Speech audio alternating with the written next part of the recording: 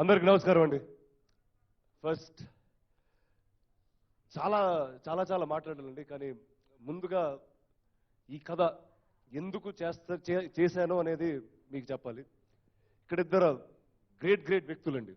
అంటే నేను సినిమాల పరంగా కానీ, వ్యక్తిగత పరంగా కానీ, జీవిత పరంగా కానీ నేను ఎప్పుడు ఒక గాడ్ స్టేటస్లో చూసే ఒక వ్యక్తి నందమూరి తారక రామారావు గారు.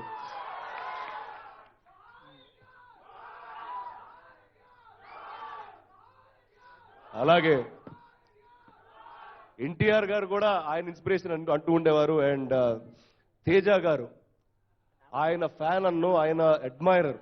And the great MG Ramachandran garu, వాళ్ళ ఫిలాసఫీస్ ఈ సినిమాలో ఉంటాయండి.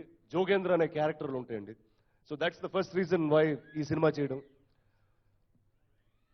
ఈ సినిమా నాకు చాలా ఎమోషనల్గా చాలా కనెక్ట్ అయిన cinema. And the process of this film ఎందుకో చెప్తాను అది మీకు. అంతా చెప్పే ముందు ఇందులో అన్నీ చాలా సంతోషంగా జరిగినాయండి.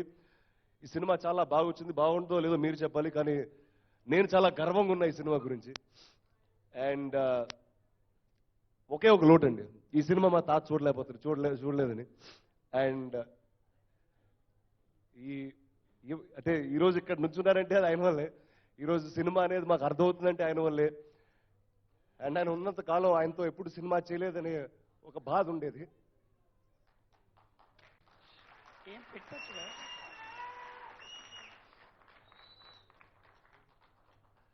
అండ్ నాకు తెలిసి ఆయన వెళ్ళిపోయిన తర్వాత చాలా చాలా పాజిటివ్ జరుగుతుందండి. నాకు తెలిసి పైన నుంచి ఆయనే చూస్తా సెట్ చేస్తూ ఉన్నారు అనుకుంటా నాకు ఇవన్నీ. అండ్ ఈ సినిమాలో ఫస్ట్ టైం మా ఫాదర్తో పనిచేశాను. అంటే ఎప్పుడు కథల గురించి డిస్కషన్ వచ్చి ఆర్గ్యుమెంట్లు వచ్చుకుంటూ అలా ఎన్నో అంటే మేము మాట్లాడే 90% ఆఫ్ అవర్ లైఫ్ మేము సినిమా గురించే మాట్లాడుతూ ఉంటాం. అండ్ ఈ సినిమా కలిసి చేసాం. It was one of my finest experiences as a film actor. Nana you're really good producer, I must say. Producer అంటున్నావు కదా, పైసలు తీసుకున్నావా? ఇంకా తీసుకోలేదు సార్. రెన్యూమరేషన్ అందరితానే తీసుకోవాలి. నువ్వు హీట్ అయినాకనే తీసిండు, మళ్ళా నువ్వు కూడా అంతే చేయాలి డిమాండ్. ఆయన ఇంట్లోనే ఉంటాను, ఆయన భోజనం తింటాను సత్తి. ఇప్పుడు లేకపోతే ఇంటికి వెళ్తే ఫుడ్ కూడా ఉంది నాకు. ఈ క్వశ్చన్ నీకు పబ్లిక్ అడుగుతాను. అరే ఒక దిక్కు సక్సెస్ ఉన్న డైరెక్టర్ తో చేసుకుంటా, కొద్దిగా సక్సెస్ఫుల్ తక్కువ ఉన్న డైరెక్టర్ తోటి సినిమా చేయాలని నీ క్యాలిక్యులేషన్ ఏంటంటే వాళ్ళు. రే కళకి ఎప్పుడు క్యాలిక్యులేషన్ ఉండదు రా, ఫుల్ కూర్చో. ఓకే, తేజ గారి గురించి చెప్పాలండి. నాకు చాలా తక్కువ పరిచయం ఈ సినిమా ముందు ఆయన. బట్ సినిమా మీద ఆయనకున్న నాలెడ్జ్, ఆయనకున్న అవగాహన, ఆయన జర్నీ ఎంతమంది తెలుసో తెలియదో నేను క్విక్గా చెప్తాను. ఆయన ఏవిఎం స్టూడియోస్ ఫ్లోర్స్లో పనిచేసేవారండి. ఆ ఫ్లోర్లు తుడిసేవారు. దాని తర్వాత అక్కడే కెమెరా అసిస్టెంట్గా చేరారు. నేను చెన్నై వెళ్ళినప్పుడు ఆయన గురించి చాలా చాలా నేర్చుకున్నాను. పాంటీ బజార్ షాపుల ముందు పడుకునేవారండి. ఆ గుర్రం స్టాచ్యూ ఉందండి నుంగంపాకంలో. ఆయన చెప్పారు నేను ఈ స్టాచ్యూ కింద పడుకునేవాడిని, అప్పుడు లైఫ్ అంతా హాయిగా ఉండేదని. అలా వచ్చిన ఆయన బాంబేకి వెళ్ళి అతిపెద్ద కెమెరామెన్ అయ్యి ఆమీర్ ఖాన్, మహేష్ భట్ లాంటి వాళ్ళ సినిమాలు చేసి తర్వాత తెలుగు సినిమాకి వచ్చి దర్శకుడై, అంటే ఆయనకున్న జర్నీ ఈజ్ ఇమ్మెన్స్ అండి. అండ్ సార్ మీ దగ్గర నేను చాలా చాలా నేర్చుకున్నాను sir. Thank you very much. And నిజంగా ఈ సినిమా ఏంటంటే అండి, ఇది జోగేంద్ర జీవిత చరిత్ర. అండ్ నిజంగా ఒక జీవిత చరిత్ర రాయాలంటే అంత జీవితం ఉండాలండి, లేకపోతే రాయలేరు.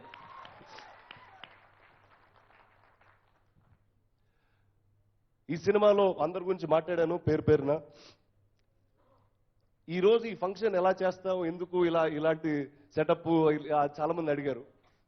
నాకు ఫస్ట్ అండి, నేను ఎప్పుడు ఎలాంటి సినిమా చేస్తానో నాకే తెలియదు. నాకు కథ నచ్చుద్ది, కొత్తగా ఉండాలి, ఇంట్రెస్టింగ్ ఉండాలి, చేసేస్తూ ఉంటా. నేను ఎలా అడిగినట్టు క్యాల్కులేషన్ వేసుకోను, క్యాల్కులేషన్ రావు. నాకు ఒకటే అండి, నేను సినిమా యాక్టర్ అయింది మంచి సినిమాలు చేద్దామని. అండ్ నిజంగా ఇక్కడ వెంకటేష్ గారి ఫ్యాన్స్ ఉన్నారు, వాళ్ళ ఫ్యామిలీస్ ఉన్నారు.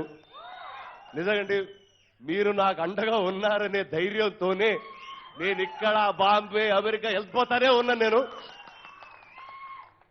ఇప్పుడు మీ స్ట్రెంగ్త్ వల్ల మీరు ఇచ్చిన సపోర్ట్ వల్ల హైదరాబాద్ లో కూర్చొని హిందీ సినిమా చేయగలుగుతున్నాను. ఖచ్చితంగా ఇదే సపోర్ట్ ఇవ్వండి. ఇంక హాలీవుడ్ సినిమా కూడా ఎక్కడి నుంచే చేస్తాను నేను. సో థ్యాంక్ యూ అండి, thank you very very much. ఒకటి అడుగుతా, ఇప్పుడు అది అన్ని ఏమంటారు, చెప్తా ఉండండి. ఏంద్రా బాహుబలి సినిమాలో బర్రెను గుద్ది చంపినవు, అది ఫాలిచ్చే బర్రెనా దున్నపోతాడు చూసినావా ఇంతకైతే? లేదు చూడలేదు సత్తి, పాలిచ్చే బర్రు లేదు. ఇటువంటి జనరల్ స్టోరేజ్ క్వశ్చన్లు రాసి పెట్టుకోవాలి మనం. ఇప్పుడు దమాకుల మెంటల్ ఎక్కువ వాళ్ళు వచ్చి అడిగితే ఏం చెప్తాను? ఇది రాజమౌళి గారు అడుగుతారు రేపు. అడ్డం పోయినావు గుద్దితే దీన్ని చచ్చిపోయింది అది. మరి నువ్వు కూడా అవతల పక్కకు అంతే వదను నువ్వు, మళ్ళీ అంత వద్దాను పడవ నడిపించారు. అది ఏమిటి అది సినిమా?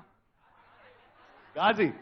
అమెజాన్ లో పెట్టింది కదా ఇప్పుడు. గాజీ అది పడవ కదా, అది సబ్మరీన్, అది నీళ్ళ కింద ఉంటుంది. అదేందో అన్ని ఊసిపోతాయి, కిందికి మీదికి దింపుతుంటావు కదా. అందులోనేమో సన్నగా అయినావు, మళ్ళా అప్పుడేమో ఇట్లున్నానివి బక్కగా అయిపోయి మళ్ళీ ఇప్పుడు బక్కగా అయినావా తోడుగా ఈ సినిమాలో ఏం చేశారంటే, అంటే ఒకటి సత్తి, నేను ఏ సినిమా చేస్తున్నా ఫస్ట్ అది ఇదొక్కటి ఏంటి ఒక్క అరే చెప్పని రీఛార్జ్ అయితే ఇప్పుడు ఇట్లా అవుతున్నావు కదా, ఏకదమ్మున అట్లా అవుతున్నావు ఇట్లా అవుతున్నావు. ఇంట్లో మిషన్ ఏమన్నా, నేను అంతకు ముందు చాలా లావుగా ఉండేవాడిని, ఇది వాడిన తర్వాత పూర్తిగా బక్కగా అయిపోయాను. ఇట్లా చూసుకుంటారు కదా, అటువంటి మిషన్ ఏమన్నా పెట్టుకున్నావు ఇంట్లో? అటువంటి మిషన్ ఒకటి ఉంది ఇంట్లో, టచ్ చేస్తే సమ్మని పోతుంది. ఏ సైజ్ కావాలంటే అది. నీకేం కావాలి? నాకు ఇట్లా గడ్డగాదు వనికేది. గడ్డగడ వనికేది కావాలి? ఇట్లా పక్క పంట వనికేది. ఈ టైప్ వనికేదా? అమ్మో, అట్లా కావాలా నీకు? నీకు 2 గుండెలు ఉన్నాయి, ఇక్కడ ఊగుతున్నది. అమ్మ ఎన్ని గుండెలు అంటే 2 గుండెలు అంట అని చెప్పు. ఓకే. అండ్ ఇంకా సత్య అడిగిన దానికి, ప్రతి సినిమా చేస్తున్నప్పుడు నాకు ఏదో కొత్తగా చేయాలని ఉంటుందండి. అండ్ కొత్తగా అంటే ఫస్ట్ క్యారెక్టర్గా మారాలని ఉంటుంది. సో ఒకసారి హలో నేను మాట్లాడుతున్నా, థ్యాంక్స్, నేను మాట్లాడుతున్నా, థ్యాంక్ యూ. సో ప్రతి క్యారెక్టర్ కొత్తగా ఉండాలని అనుకుంటాను. ఒకసారి ఒక వారియర్గా, ఒకసారి ఒక నేవీ ఆఫీసర్గా, ఇప్పుడు ఒక రాజకీయ నాయకుడిగా. అండ్ ఈ సినిమాలో బాడీకి ఏం చేసినా తెలుసా సత్తి? బక్కగైనా, లావుగైనా, కండలు కూడా పెంచిన, 3 చేసిన. ఎవరికైనా ఎక్సర్సైజ్ చేసేటప్పుడు ఏళ్ళ సార్లు అనుకుంటాం, పొద్దుగాల చేసి చెయ్యాలి ఎక్సర్సైజ్ అంటాం. మళ్ళీ నువ్వు 2-3 గంటలు చేస్తావా? ఎట్లా ఏమన్నా నడుస్తుందా? నేను పొద్దున్న చేస్తా, సాయంత్రం 2 సార్లు చేస్తా సత్తి. ఎట్లా చేస్తావు? మళ్ళీ బోరింగ్ కొడుతుంది కదా. అంటే ఉంటుందా లేకుంటే ఇదన్నీ ఉండాలి? అంటే అది లేకపోతే తేజ గారు లాంటి డైరెక్టర్, సురేష్ బాబు గారు, భరత్ చౌదరి లాంటి ప్రొడ్యూసర్స్ ఉంటే చచ్చినట్టు చేస్తావు. తేజ సార్ అంటే జర తెల్లవాడ్డాడు. అంటే నేను ఎండలో కష్టపడుతుంటే ఆయన ఎడిటింగ్ రూమ్ లో కష్టపడుతున్నాడు, అందుకే అటు తెల్లబడ్డాడు ఆయన. ఊత్ ఉండాలి కదా జతకు. ఏంటి ఊత్ యూతా? ఎవరు నువ్వు? నేను యూతా? అరే నాకేం మిడిల్ ఏజ్ వచ్చిందిరా బాయ్, నువ్వు నువ్వు అట్లా నాకు ఎక్సర్సైజ్ చేసేటప్పుడు ఇట్లా కావాలి కదా మనకు, ఊపు కావాలి. వచ్చినవాను సోఫాతి పట్టినవా? ఏం నేర్పిస్తున్నాడు? అయిపోయిన తర్వాత భోజనం ముందు చెప్తున్నాడు అంతే. బువ్వు ఉన్నదా? ఉన్నది బువ్వ. ఇప్పుడేం తింటాం, పార్సల్ కట్టుకపోదాం. ఇంటికాడ ఉన్న వాళ్ళు కూడా తినాలి కదా, మనం మీద తింటే ఊకే అయిపోతా. అరే అన్న సత్తి, ఇగో రానా ఇంకొక క్వశ్చన్. అరే ఇట్లాంటి ఆడియో ఫంక్షన్లకి అరే యూత్ మొత్తం రండి, ఫ్యాన్స్ మొత్తం రండి, కార్యకర్తలు రండి అంటారు, నువ్వు ఫ్యామిలీ పిలిచావు ఏంటి రీజను?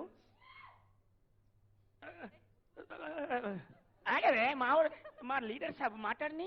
అందుకే నువ్వు ఇట్లా ఓవర్ గా మాట్లాడతావంటే, అరే మీ పెళ్ళాలో మీ పిల్లలో పక్కన ఉంటే కాము ఉంటారని అర్థమైందా? సో యూత్ కోసం ఒక పెద్ద ఈవెంట్ ఖచ్చితంగా చేస్తాం. అది నెక్స్ట్ కపుల్ ఆఫ్ డేస్ లో, అది ముందే చెప్పడం జరుగుతుంది. సో అదనమాట. అర్థమైపోయింది అన్న, క్లారిటీగా చెప్పిందా మీ భార్య? అర్థమైంది. చాలా ఉన్నాయి, ఎన్ని చెప్పను. అది సీమల కథ చెప్పు. వెనకటికి సామెత. వెనకటికో సామెత చెప్పాలి నీకు. సత్తి సరదాగా తిరుపతి వెళ్ళినా గుండె గీస్తారు, కిరీటాలు బెటరు. సినిమాలో డైలాగ్ సత్తి నీకు చెప్పట్లే. గుండె చూసి కూడా అట్లన్నావా ఏంటి? అంటే మ్యాచ్ అని చూసి అనేసిన అట్లనే. లేకుంటే గడ్డ మీద జోకులు వేస్తా చూడు, మళ్ళా నాకు ముందే అడ్డమైన జోకులు వస్తాయి.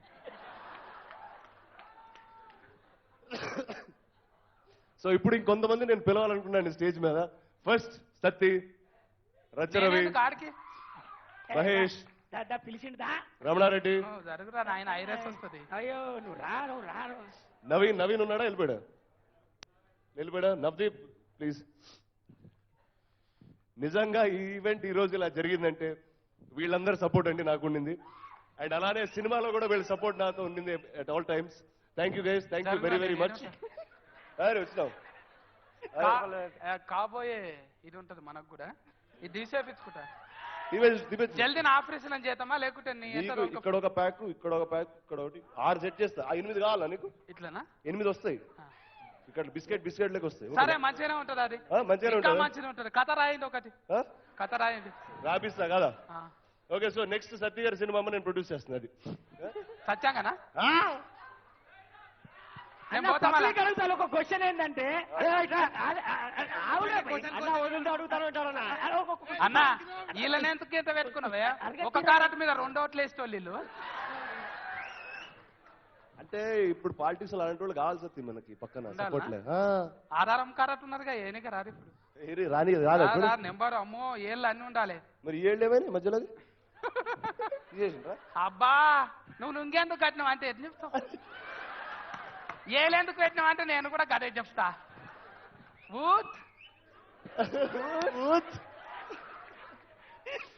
సో అదండి, thank you guys, thank you very very much. ఇంకా డైలాగ్ కదా, లెక్కేసి కొడితే 5 ఏళ్లలో సీఎం కుర్చీ నా కింద ఉండాలి. నా జీవితానికి నేనే రాజు, నేనే మంత్రి. థ్యాంక్ యూ అండి. August 11th ఈ సినిమా రాబోతుంది థియేటర్ లో. Please watch the film. I hope you enjoy it. I'm very very proud and happy about the film. Thank you very very much media మిత్రులకి అందరికీ, ప్రతి ఒక్కరు వచ్చిన వాళ్ళకి.